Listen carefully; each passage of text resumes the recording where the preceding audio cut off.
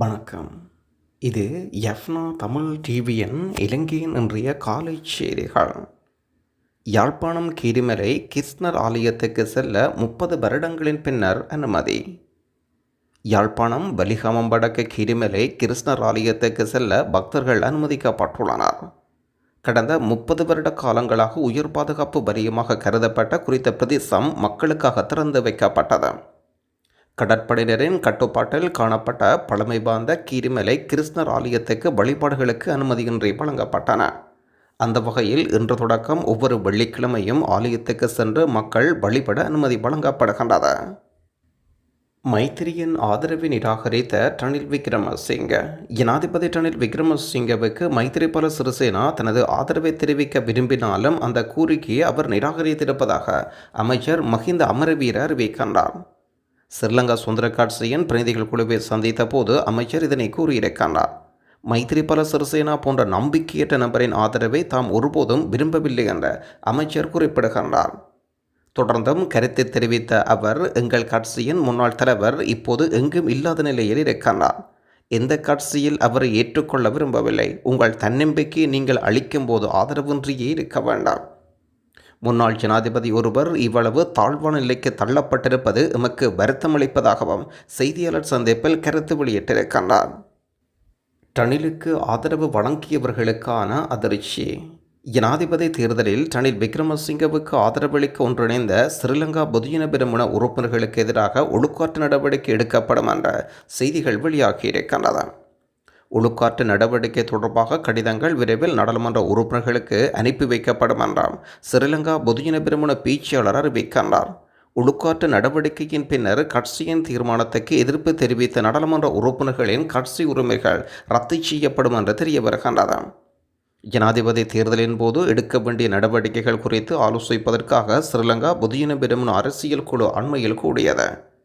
கட்சியிலிருந்து ஒருவரை வேட்பாளராக நியமிப்பது என்று முடிவு செய்யப்பட்டது. அத்துடன் அந்த முடிவுக்கு எதிர்ப்பு தெரிவிக்கும் உறுப்பினர்கள் மீது ஒழுக்காற்று நடவடிக்கை எடுக்கப்படும். இலங்கை ஜனாதிபதி தேர்தலில் இந்தியாவின் இலக்கு. தமிழரசு கட்சியிடம் மந்திர ஆலோசனை. இலங்கையில் அடுத்த மாதம் நடைபெற இருக்கும் ஜனாதிபதி தேர்தலுக்காக உள்நாட்டு பொருளாதாரத்தை இலக்கி வைத்திருந்தாலும் அண்டை நாடுகளுடன் முதலீடுகளில் தாக்கம் செலுத்தும் என்பது நோக்கம். இதில் ஆசனத்தில் அமரப்போகும் ஜனாதிபதி மீது முக்கிய அண்டை நாடான இந்தியாவின் பங்களிப்பும் பார்வையும் எதிர்கால இலங்கையின் முதலீடுகள் திட்டமிடல்களுக்கு முக்கிய ஒன்றாக கருதப்படுகின்றது. குறிப்பாக தேர்தல் அறிவிக்கும் முன்னரே இலங்கையின் 4 பிரதான வேட்பாளர்களின் சிலரை இந்தியா தனது நாட்டுக்கு அழைத்து முக்கிய பிரமுகர்களை இலங்கைக்கு அனுப்பியும் பேச்சுவார்த்தை நடத்தியுள்ளனர். இவை அனைத்திலும் இந்தியாவின் முதலீடுகளின் தாக்கம் செலுத்தாத வகையில் ஆட்சி இலங்கையில் அமைய வேண்டும் என்பது அவர்களின் நிலைப்பாடு. இது ஒரு பக்கம் இருக்க, பெரும்பாலான அரசியல் தரப்புகள் ஜனாதிபதி தேர்தலில் ஆதரவு குறித்த நிலைப்பாடுகளை வெளிப்படுத்திவிட்டனர். ஆனால் இந்தியாவின் முக்கிய இலக்கான வடகிழக்கின் பிரதான அரசியல் கட்சியாக இருக்கும் தமிழரசு கட்சியின் நிலைப்பாடு இதுவரை வெளியாகவில்லை. வடகிழக்கில் தமிழ் பொது வேட்பாளர் என்று ஒருவரை நிலைநிறுத்திய போதும் அவருக்கான ஆதரவை அந்த கட்சி வழங்கவில்லை.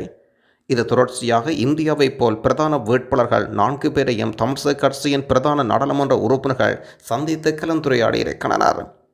அந்த நகர்வின் தொடர்ச்சியில் இந்திய உயர்ஸ்தானிகரை சந்தித்த மந்திராலோசனை பெற்றுள்ள தமிழரசு கட்சியின் முக்கிய நாடாளுமன்ற உறுப்பினர்கள் அங்கு பெற்ற ஆலோசனைகள் கேட்டவுடன் ரணில் விக்ரமசிங்கவை நாடியுள்ளனர்.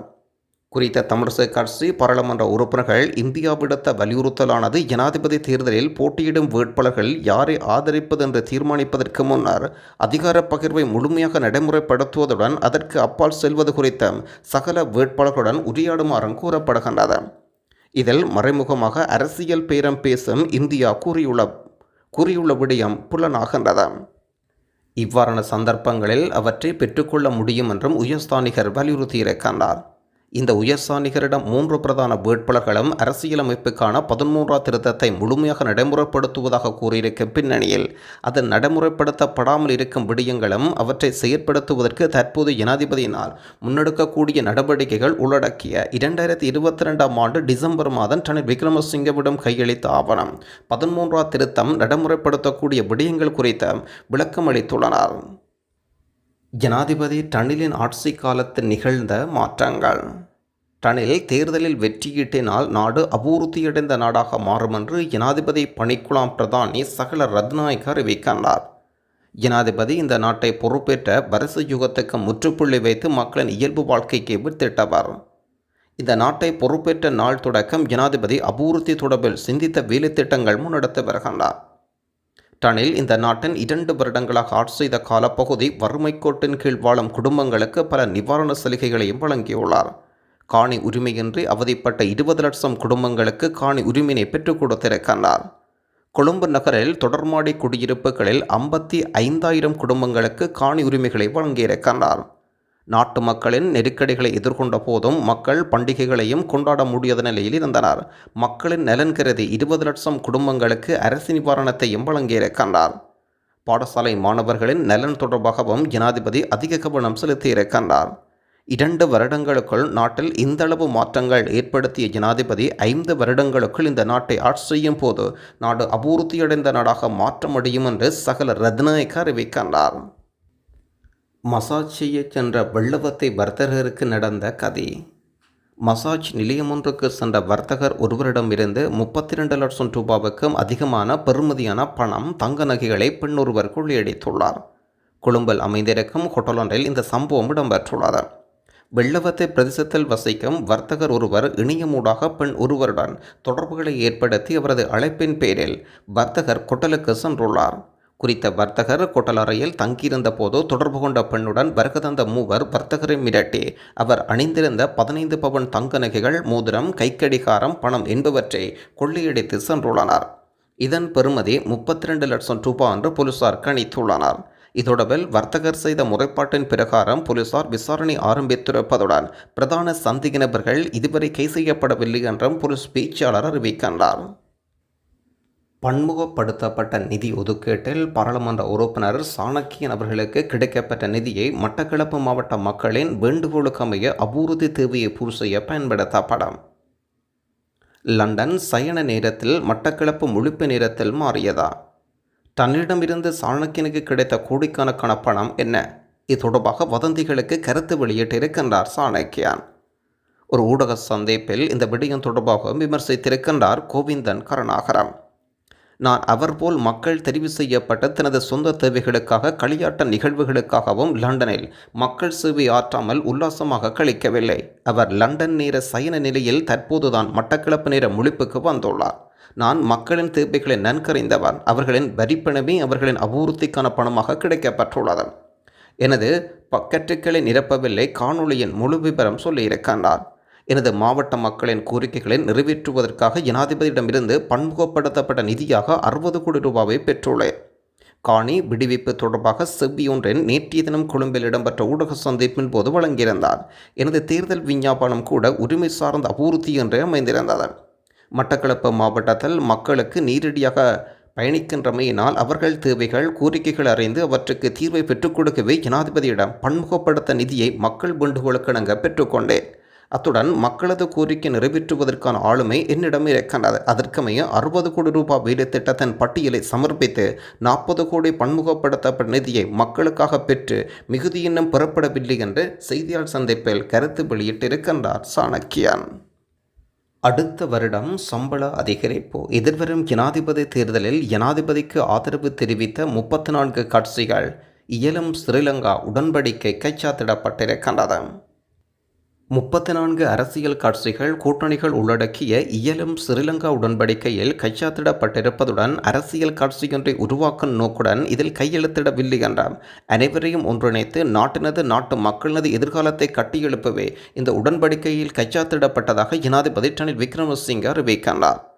அன்று ஏற்பட்ட பொருளாதார சவாலை எதிர்கொள்ள முடியாது தப்பி ஓடியவர்கள் இந்த உடன்படிக்கையில் கைச்சாத்திடவில்லை என்றார். நாட்டை கட்டியெழுப்ப இயலும் என்பதை நம்பி சவாலை ஏற்றுக்கொண்டவர்களே இதில் இணைந்துள்ளதாக ஜனாதிபதி சுட்டிக்காட்டியிருந்தார். அன்று நாட்டின் பொருளாதாரத்தை வீழ்ச்சியடைய அனுமதித்திருந்தால் இன்று ஜனாதிபதி தேர்தலை நடத்த சந்தர்ப்பம் கிடைத்திருக்காது. இயலும் ஸ்ரீலங்கா உடன்படிக்கை அரசியல் கட்சியொன்றை உருவாக்குவதற்காக மாத்திரமன்றி அனைவரையும் ஒன்றிணைந்து மக்கள் நாட்டின் எதிர்காலத்தை கட்டியெழுப்பவே இந்த உடன்பாடு எட்டப்பட்டதாகவும் செய்தியாளர் சந்திப்பில் கருத்து வெளியிட்டிருக்கின்றார் ரணில் விக்ரமசிங்க. இனப்பிரச்சினைக்கு தீர்வு காணப்பட வேண்டியது அவசியம். தேசிய இனப்பிரச்சினைக்கு நிரந்தரமானதொரு அரசியல் தீர்வு காணப்பட வேண்டுமெனில் அது கூட்டு தீர்வாக அமைய வேண்டுமென்ற இலங்கை தொழிலாளர் காங்கிரசின் பொதுச் செயலாளரும் அமைச்சருமான ஜீவன் தொண்டமான் அறிவிக்கின்றார். தென்னாப்பிரிக்காவில் நிறுவப்பட்ட உண்மை நல்லிணக்க ஆணைக்குழுவில் பாதிக்கப்பட்ட மக்கள் மட்டும் அல்ல, பிரச்சினைகள் உருவாக்கியவர்களும் உள்ளே இருந்துதான் தீர்வை உருவாக்கினார்கள். அவ்வாறு இல்லாவிடன் பிரச்சினைகள் நீளம். என்னை பொறுத்தவரையில் நிலையானதொரு தீர்வு காண வேண்டுமெனில் அது கூட்டு தீர்வாக அமைய வேண்டாம். வடகிழக்கு பிரச்சினையை வைத்து வாக்குவேட்டை நடத்த முற்படக்கூடாது. என்னை பொறுத்தவரையில் அரசியலமைப்பின் 13ஆம் திருத்தச் சட்டம் முழுமையாக அமுல்படுத்தப்பட வேண்டும் என்கின்றார் ஜீவன் தொண்டமான். இலங்கை மத்திய வங்கியினால் இன்றைய தினம் வெளியீடு செய்யப்பட்டிருக்கும் நாணய மாற்று விகிதங்களின் பட்டியல். ஆஸ்திரேலியன் டாலர் 203 ரூபா, கெனடியன் டாலர் 222 ரூபா, யூரோ ஒன்றின் பெறுமதி 335 ரூபா, சிங்கப்பூர் டாலர் 231 ரூபா, ஸ்டீலிங் பவுண்ட் 392 ரூபா, சுவிஸ் பிராங்க் 351 ரூபா, ஐக்கிய அமெரிக்க டாலர் 303 ரூபா. தொடர்ந்து மத்திய கிழக்கு நாடுகளுக்குரிய நாணய பெறுமதிகளாக பஹ்ரைன் தினார் 793 ரூபா, குவைத் தினார் 976 ரூபா, ஓமான் ரியால் 776 ரூபா, கட்டார் ரியால் 81 ரூபா, சவுதி அரேபியா ரியால் 79 ரூபா, ஐக்கிய அரபு ராச்சியம் திர்ஹம் 81 ரூபா. தமிழ் பொது வேட்பாளர் விடயம் எதுவும் நடக்கப் போவதில்லை சாணக்கியன். தமிழ் பொது வேட்பாளர் விடயத்தில் தமிழ் மக்களுக்கு ஒன்றும் கிடைக்கப் போவதில்லை என்றும் ஜனாதிபதி தேர்தலை தமிழர் தரப்பு சரிவர பயன்படுத்த வேண்டும் என்ற இலங்கை தமிழிசை கட்சியின் நாடாளுமன்ற உறுப்பினர் சாணக்கியன் அறிவிக்கின்றார்.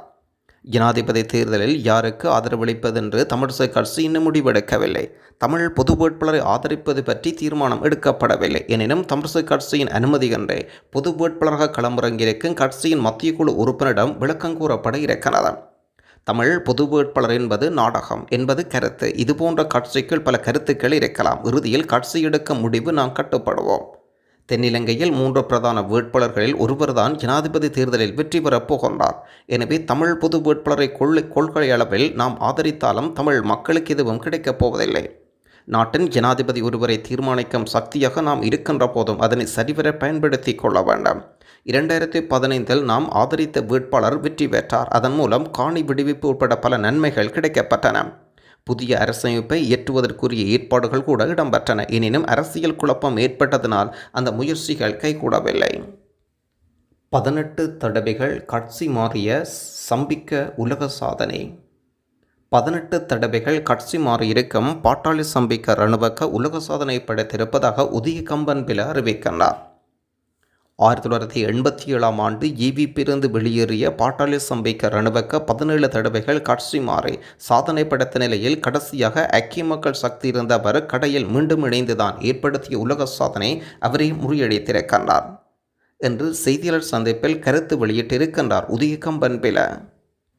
இனியும் ஏமாற முடியாது. ஹக்கீம் ரிசாட் அப்துல் ரஹ்மான் அதாவுல்லாவுக்கு அன்பான அழைப்பு. இனியும் ஏமாற முடியாது, ஒரே மேடைக்கு வாருங்கள், உங்கள் நியாயத்தை சொல்லுங்கள். ஹக்கீம் ரிசாட் அப்துல் ரஹ்மான் அதாவுல்லாவுக்கு அன்பான அழைப்பு வழங்கப்பட்டிருக்கின்றது. நாகப்பட்டினம் காங்கேசன்துறை பயணிகள் கப்பல் சேவை இன்று மீள ஆரம்பம். இந்தியா நாகப்பட்டினத்திலிருந்து காங்கேசன்துறைக்கான பயணிகள் கப்பல் போக்குவரத்து சேவை மீள ஆரம்பிக்கப்பட்டுள்ளன. நாகப்பட்டினம் காங்கேசன்துறைக்கான பயணிகள் கப்பல் போக்குவரத்து சேவை இன்று தொடக்கம் மீள ஆரம்பிக்கப்பட்டிருப்பதாக உத்தியபூர்வ தகவல் அறிவிக்கப்படுகிறது. கடந்த 10ஆம் தேதி சிவகங்கை பயணிகள் கப்பலின் சோதனை ஓட்டம் நடைபெற்ற நிலையில் அன்றைய தினம் காலை 8 மணியளவில் நாகப்பட்டினத்திலிருந்து புறப்பட்ட சிவகங்கை பயணிகள் கப்பல் நண்பகல் 12 மணியளவில் காங்கேசன்துறையை வந்தடைந்தது. இந்த சோதனை ஓட்டம் வெற்றிகரமாக நிறைவடைந்தது. இந்த பயணிகள் கப்பல் போக்குவரத்து சேவை கடந்த ஆண்டு அக்டோபர் 14ஆம் தேதி ஆரம்பிக்கப்பட்ட நிலையில் சீரற்ற காலநிலை காரணமாக கடந்த வருடம் அக்டோபர் 23ஆம் தேதி இடைநிறுத்தப்பட்டிருந்த விடயமும் குறிப்பிடத்தக்கது. யாழ்ப்பாணம் கார்நகரைச் சேர்ந்த குலரத்னம் சர்வலிங்கம் மேனகா பிரித்தானியாவில் தலைசிறந்த முதல் தர பல்கலைக்கழகமான ஆக்ஸ்போர்ட் யூனிவர்சிட்டிக்கு மருத்துவத்துறைக்கு தெரிவாகி இருக்கின்றார். உலகில் தலைசிறந்த பல்கலைக்கழகமான ஆக்ஸ்போர்ட் பல்கலைக்கழகத்தில் வருடத்தில் பெரும்பேற்றின் அடிப்படையில் மட்டும் மாணவர்கள் உள்ளிருப்பதும் குறிப்பிடத்தக்கது. முஸ்லிம் பாராளுமன்ற உறுப்பினர்களில் ஹக்கீம் சஜித்துக்கு ஆதரவு. தௌஃபிக் ரிசாத் பதுதீன் சஜித்துக்கு ஆதரவு, மெரைக்கார் முஜிபுர் ரஹ்மான் சயீத் பிரேமதாசவுக்கு ஆதரவு தெரிவித்துள்ளனர்.